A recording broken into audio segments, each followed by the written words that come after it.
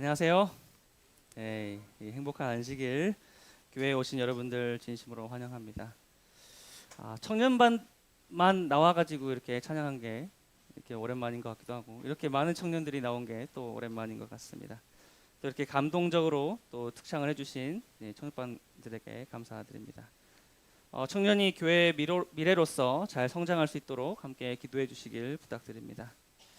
오늘은 이 흉내가 아니라 변화라는 주제로 이 마태복음 7장 15절부터 27절의 본문을 가지고 함께 말씀을 나누도록 하겠습니다. 본문의 말씀 함께 읽겠습니다. 시작. 이러므로 그들의 열매로 그들을 알리라.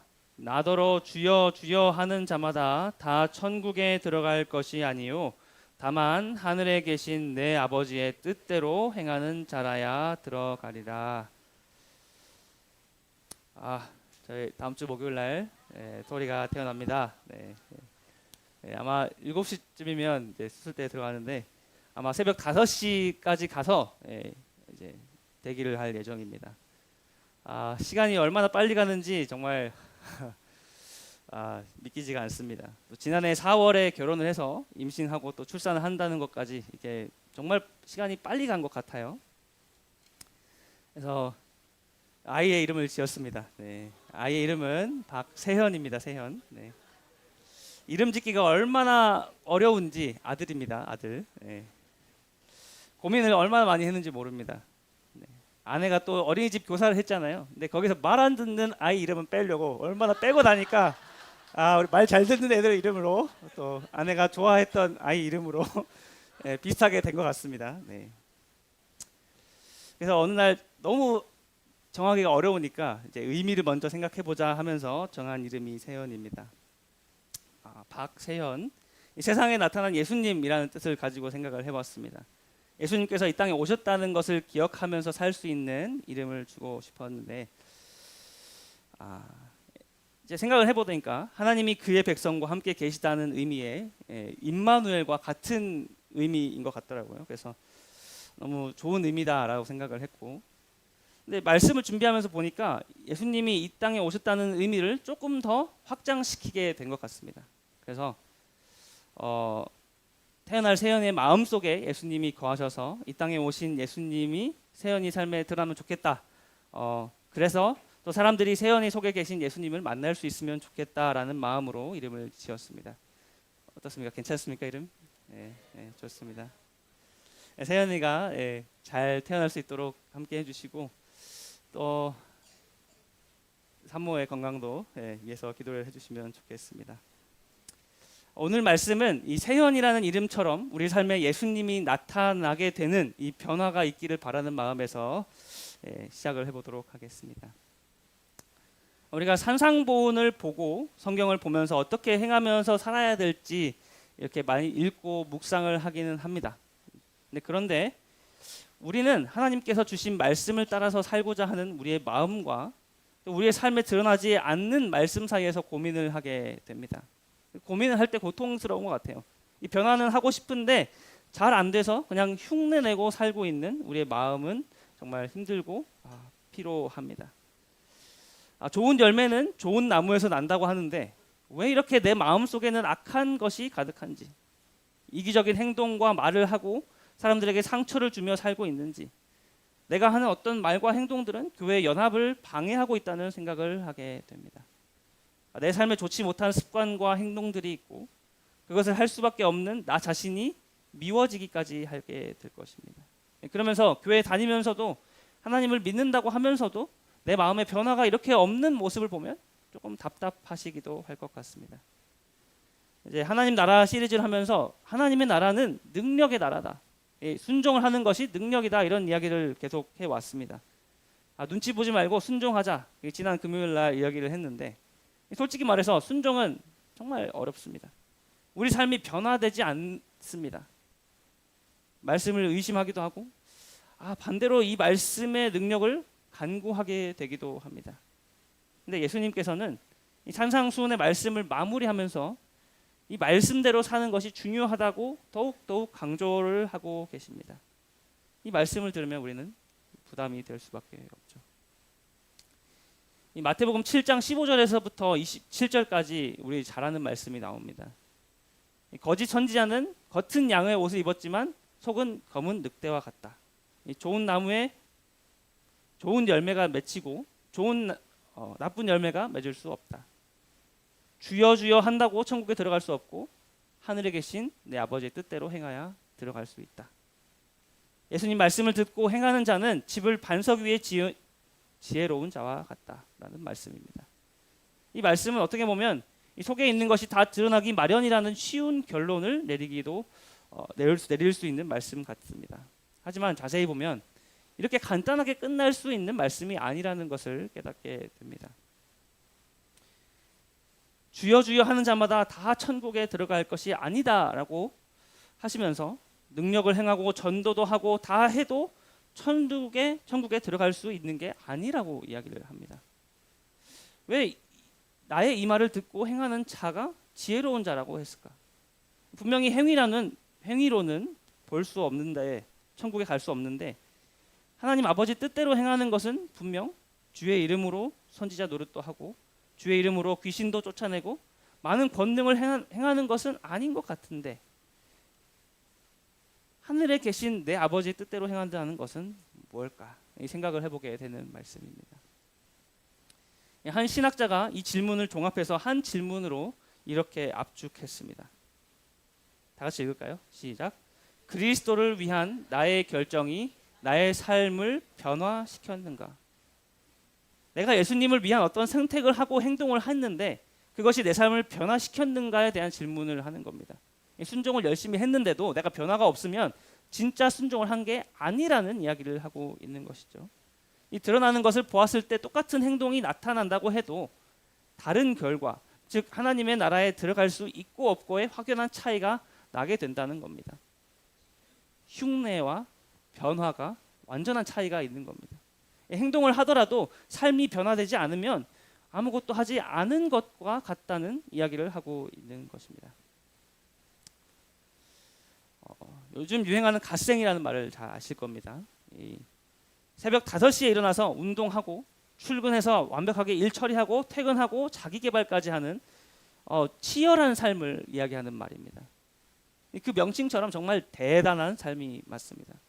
하지만 그 루틴을 따라서 하면서 사는 사람들의 영혼은 어떨 것 같습니까? 새벽 공기를 가르며 헬스장 가고 쏟아지는 잠을 참으면서 학원을 다닙니다.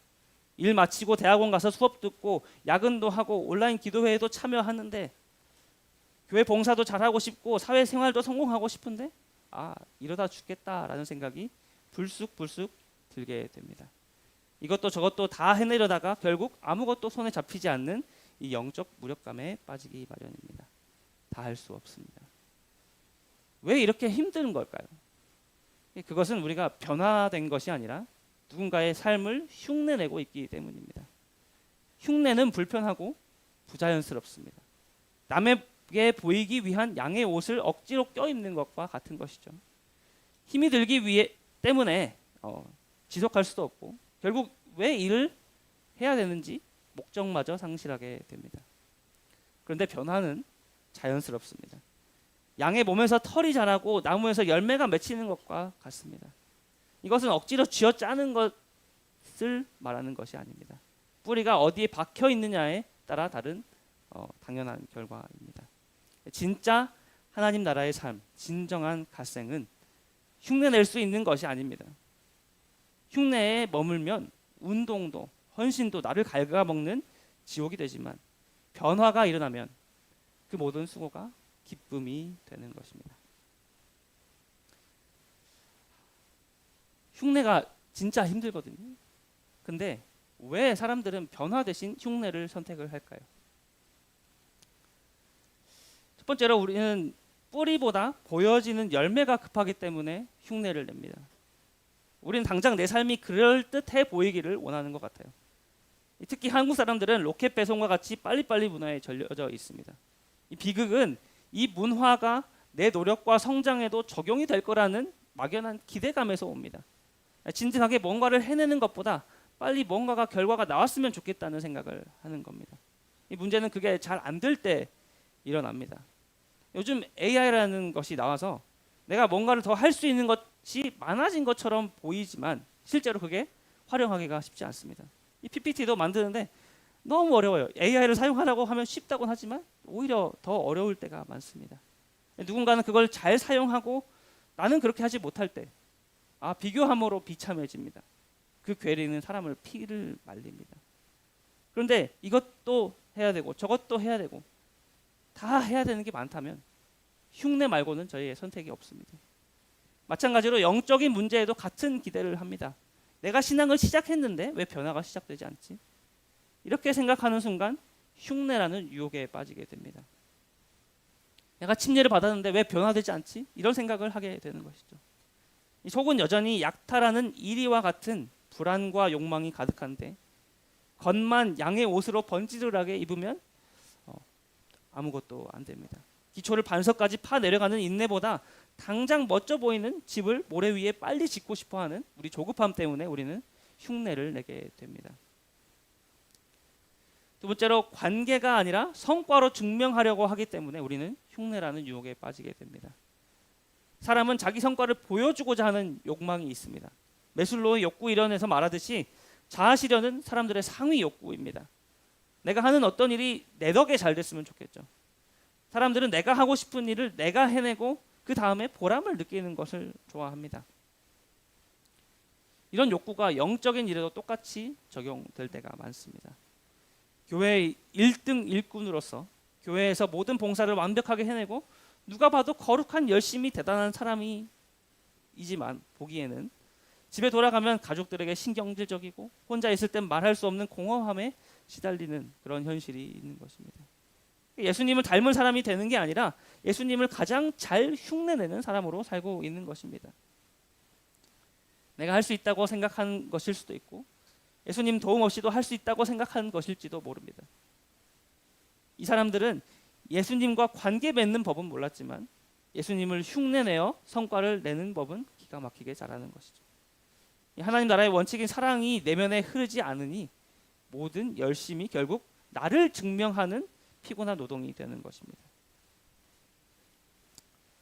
셋째로 사람들이 흉내내는 또 하나의 이유는 다가올 결과가 두렵기 때문입니다. 이 세상에는 사회적인 기준이라는 게 있는 것 같습니다. 그것을 충족하지 못하는지에 대한 시선이라는 평가가 또 있는 거죠. 특히 요즘 세대는 그것을 SNS라는 공간에서 아무렇지 않은 것처럼 경험하고 지냅니다. 그런데 그 공간에서 인정받고 좋은 평가를 받기 위해서 무엇이든지 하고 가짜로 흉내내기도 합니다. 흉내는 그 결과를 두려워하면서 옵니다. 이 직장 동료들 앞에서 세상 사람들과 똑같이 행동하다가도 교회에 오면 갑자기 거룩한 말투로 변합니다. 이 간격이 들통날까도 무섭고 무엇보다 심판 때 내 위선이 드러나서 불에 던져질 것이 공포스럽습니다. 이 사람들은 심판을 두려워합니다. 내가 이 열매 맺지 못하면 나는 불에 던지우게 되고 집이 무너지고 거짓 선지자임이 드러나게 됩니다. 그러면 결국 나는 천국에 못 들어갑니다. 그 결과는 내가 감당할 수 없을 정도로 무섭기 때문에 흉내라도 내서 그 열매를 보여주지 않으면 안 되겠다는 마음이 생기는 것이죠. 이걸 네 글자로 표리부동이라고 합니다. 겉과 속이 다른 거죠. 그렇게 할 수 없다고 생각하기 때문입니다. 나는 잘 못하는데 예수님이 이 모든 것을 다 보고 계신다는데 나는 이걸로 심판을 받아야 된다? 쉽지 않습니다. 우리가 이렇게 표리부동한 이유는 하나님이 나를 사랑으로 변화시킬 뿐이 아니라 잘못 찾아서 처벌하실 분으로 인식하기 때문입니다. 그래서 우리는 변화를 구하기보다는 흉내를 내어 매를 피하려고 합니다. 그런데 하나님께서는 우리의 변화를 보십니다. 그들의 열매로 그들을 안다라는 말은 열매가 중요하다는 것을 다시 한번 강조하고 있는 것입니다. 이 변화가 아니라 심판에 집중하면 우리는 그 심판을 두려워할 수밖에 없습니다. 그런데 우리가 반대로 갈수록 더 좋은 열매를 맺는 것에 집중하고 남들의 비교나 시선이나 심판이 아닌 내가 맺고 있는 열매, 즉 변화에 집중하며 산다면 두려움이 아니라 즐거움과 기쁨으로 살아가게 됩니다. 그것이 하나님께서 원하시는 길이기도 합니다. 왜냐하면 본질은 우리가 변화되어서 좋은 열매를 맺는 것입니다. 맺는 것이기 때문입니다. 성경은 전반적으로 하나님께서 그 본질을 원하셨다는 것을 이야기하고 있습니다. 처음으로 언약을 맺었던 에덴에서부터 산에서 이스라엘 백성들에게 말을 전하고 있는 예수님의 이야기는 하나입니다. 그 행위 자체가 아니라 그 행위를 자연스럽게 하는 변화를 바라고 있는 것입니다. 그 가장 강력한 증거가 자유의지입니다. 하나님께서는 인간이 자유의지를 가지고 나를 사랑하고 사랑하는 마음으로 의를 행하는 것이 이루어지기를 바라고 계십니다. 그렇지 않았으면 우리를 로봇으로 만들으셨겠죠. 어제 최선 집사님이 저에게 물었습니다. 아빠가 되니까 어떠냐 이렇게 물어봤는데 제가 뭐라고 답했을까요? 글쎄요, 잘 모르겠습니다. 진짜 모르겠습니다. 아빠라고 제가 불러보긴 했어도 진짜 내가 아빠가 될 줄은 몰랐던 것이죠. 배가 저렇게 부른 아내의 배를 보면 아기가 있구나라는 생각을 하는데, 배에다가 토리야 아빠야 라고 말을 하는데 진짜 아기가 밖으로 나와봐야 내가 아빠가 됐구나라는 생각을 할 것 같습니다. 근데 요즘에 너무 바쁜 일정을 보내고 있다 보니까 아빠가 된다는 것이 뭘까라는 생각을 해보지 못한 것 같습니다.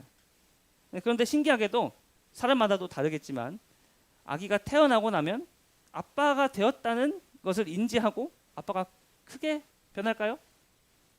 꼭 그렇진 않다고는 하더라고요. 실제로 뇌과학 연구를 보면 참 흥미롭습니다.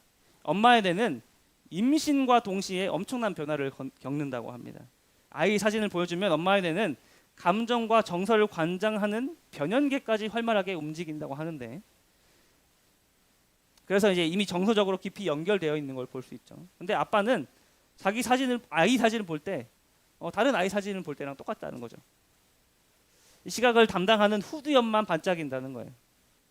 즉 엄마에게 아이는 이미 자신의 일부가 되지만 아빠는 갓 태어난 아이가 그냥 객관적인 대상으로 아이구나라는 생각을 한다는 것이죠. 그래서 남자는 아이가 태어났다고 해서 저절로 부성애가 넘치는 아빠가 되는 게 아닙니다.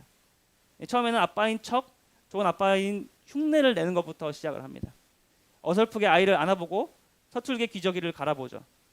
그런데 놀라운 것은 이 어설픈 흉내가 그리고 참여가 진짜 변화를 만들어낸다는 겁니다. 최근 뇌과학 연구에 따르면 아빠가 아이를 직접 돌보고 아이의 울음소리를 듣고 살을 맞대고 시간을 보내고 목욕시켜주고 할 때 남성 호르몬인 테스토스테론 수치가 떨어지고 사랑의 호르몬 옥시토신이 나온다고 합니다. 밖에서 돈만 벌어오고 권위만 세우는 게 아니라 아이와 함께 뒹굴고 놀아주고 육아에 적극적으로 참여할 때 아빠의 뇌도 엄마의 뇌처럼 양육하는 뇌로 재조명되는 것입니다. 이것을 학자들은 아빠 효과라고 부른다고 합니다. 아빠가 적극적으로 참여할 때 아이의 사회성과 지능이 발달할 뿐만 아니라 아빠 자신도 인격적으로 성숙해지고 행복해진다고 하는 것입니다. 처음에는 의무감으로 남들 보기에 좋은 아빠가 되려고 하니까 흉내 냈을지는 몰라도 나중에 똥기저귀 갈아주고 잠 못 자고 우유 먹이는 이 구체적인 순종과 행동이 쌓여서 어느 순간 진짜 아빠의 마음을 가진 사람으로 변화된다는 것입니다. 이 소극적인 방관자가 아니라 적극적인 참여자가 될 때 비로소 진짜 아빠가 된다고 합니다. 사랑하는 성도 여러분, 우리의 영적인 삶도 똑같습니다. 우리가 침례받고 하나님 만나는 뜨거운 체험을 했다고 해서 즉시 우리의 인격이 예수님처럼 확 변하는 게 아닙니다. 침례는 마치 아이가 태어나는 출산과 같습니다. 생명은 태어났는데 아직 우리는 영적으로 서툰 아빠, 서툰 아이와 같습니다. 처음에는 예수님의 말씀을 따라 사는 것이 어색하고 힘들 수밖에 없습니다. 내 본성과 맞지 않아서 억지로 흉내내는 것 같을 때도 있습니다. 흉내와 순종의 차이는 확실합니다. 마음에 있는 이유가 무엇이냐 하는 것이죠. 그러니까 앞서 말하는 세 가지 이유가 아니라 진짜 작은 것이라도 해보겠다라는 마음인 것입니다. 하지만 나더러 주여 주여 하는 자마다 천국에 들어갈 것이 아니요 다만 하늘에 계신 내 아버지의 뜻대로 행하는 자라야 들어가리라 하신 이 말씀처럼 변화는 오히려 행함, 즉 순종에서 시작될 수 있습니다. 아빠가 아이를 안고 시간을 보내야 뇌가 변하듯 우리도 말씀에 순종하여 기도의 자리를 지키고 내 이웃을 용서하고 또 하기 싫은 봉사를 억지로라도 해보는 그 적극적인 참여가 있을 때 비로소 변화가 시작됩니다. 머리로만 하나님을 아는 것이 아니라 손과 발로 하나님을 경험할 때 영적인 테스토스테론인 교만과 혈기는 낮아지고 영적인 옥시토신인 사랑과 온유가 우리 안에 채워지게 되는 것입니다. 우리가 흉내내지 않고 변화를 위해서 조금씩 노력한다고 하는 것이 중요하다고 해도 우리가 걱정할 수밖에 없습니다. 혹시 우리의 열매가 충분히 아름답지 못해서 혹은 내가 지은 이 품성의 집이 너무 초라해서 나쁜 결과가 나오면 어떡하지? 라는 걱정을 하게 됩니다.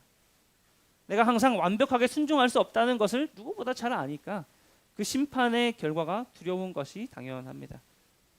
그런데 예수님은 아주 놀라운 힌트를 우리에게 주십니다. 잘 안 돼도 괜찮아. 일단 날 좀 봐. 라고 이야기하십니다. 마태복음 7장 21절 23절 함께 읽겠습니다. 시작.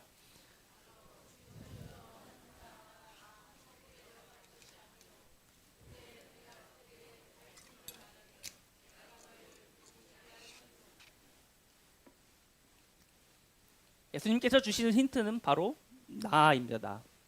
예수님이라는 존재예요. 천국에 들어가는 것을 판단하시는 분이 누구라고요? 예수님이세요. 이 말씀을 하고 계신 예수님이에요. 이 사실은 심판의 기준이 얼마나 완벽한 결과물을 가져왔냐가 아니라 나가 예수님과 어떤 관계를 맺고 있느냐로 바뀌기 때문에 우리에게 위로가 됩니다. 예수님께서 내가 너를 도무지 알지 못한다라고 말씀하신 자들은 대단한 결과를 가져온 사람들이었어요. 선지자 노릇도 했고 귀신도 쫓아내고 밥도 열심히 했습니다.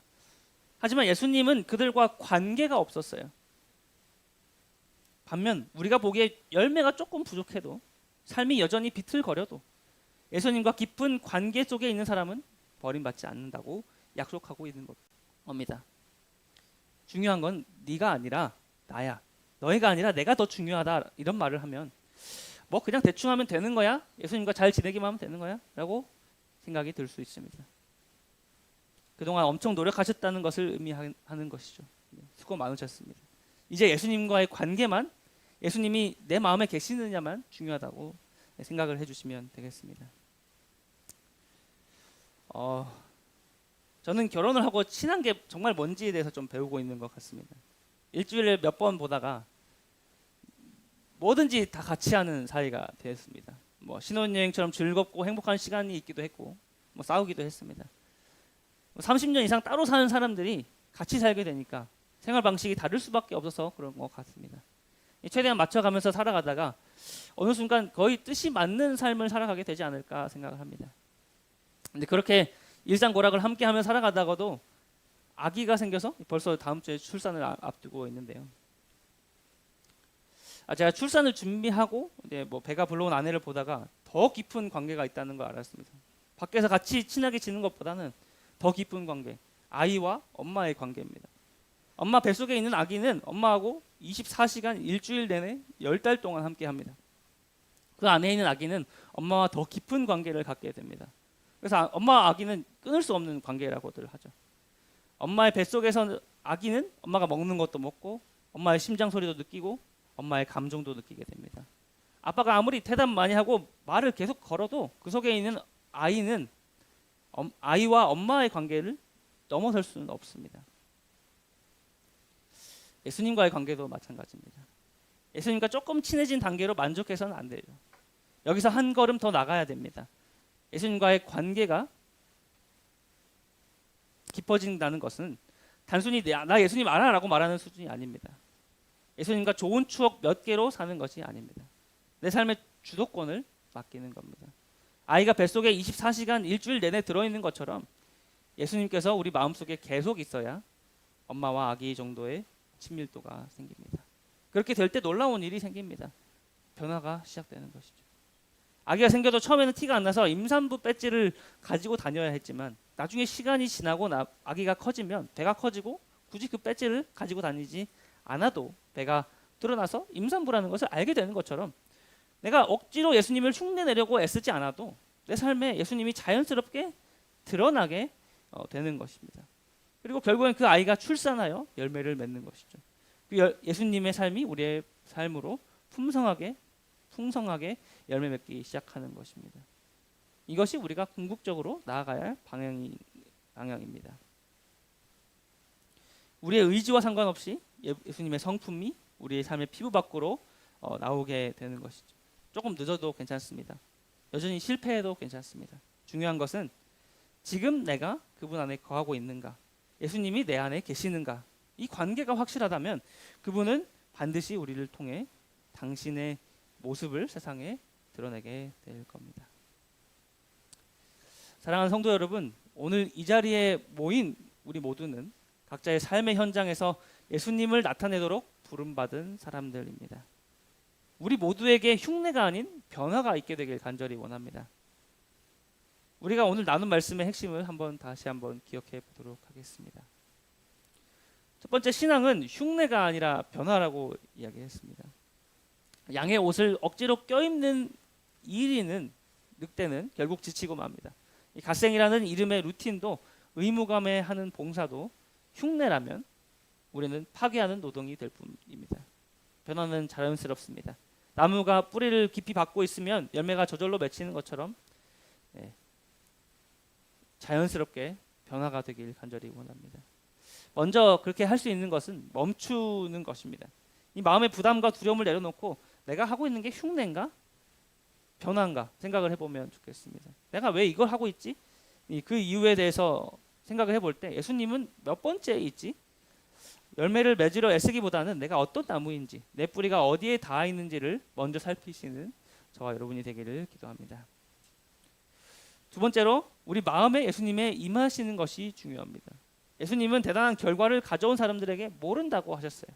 오히려 비틀거리고 주님과 함께했던 자들은 안다라고 표현하셨습니다.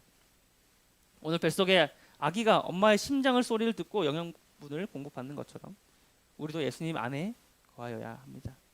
24시간 일주일 내내 주님과 연결되어서 그분의 심장 소리를 듣게 되었으면 좋겠습니다. 관계가 깊어지면 흉내내지 않아도 우리 삶의 피부 밖으로 드러나게 될 것입니다. 마지막으로 흉내가 아니라 작은 순종을 이야기하고 있었습니다. 아빠가 되는 과정에는 엄마를 따라하는 흉내가 아니라 순종이 필요합니다. 예수님께서 우리에게 행함을 요구하셨던 것은 그 행함을 통해 예수님을 염두에 두고 한 작은 순종들을 통해 변화될 수 있다는 것을 보여주시기 위함이었습니다.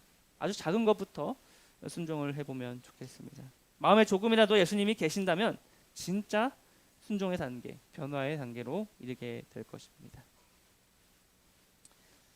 여러분, 잘 안 돼도 괜찮습니다. 여전히 실패하고 변화가 안 돼도 괜찮습니다. 우리에게 중요한 것은 얼마나 완벽한가가 아니라 지금 내 안에 내가 주님 안에 거하고 있는가라는 것입니다. 그 마음을 시작으로 작은 순종을 조금씩 해 나간다면 결국 우리의 삶에는 예수님이 나타나게 될 것입니다. 흉내의 고통에서 벗어나 변화의 기쁨을 누리는 진짜 하나님 나라의 갓생을 살게 되는 저와 여러분이 되시기를 바라면서 말씀을 마치겠습니다.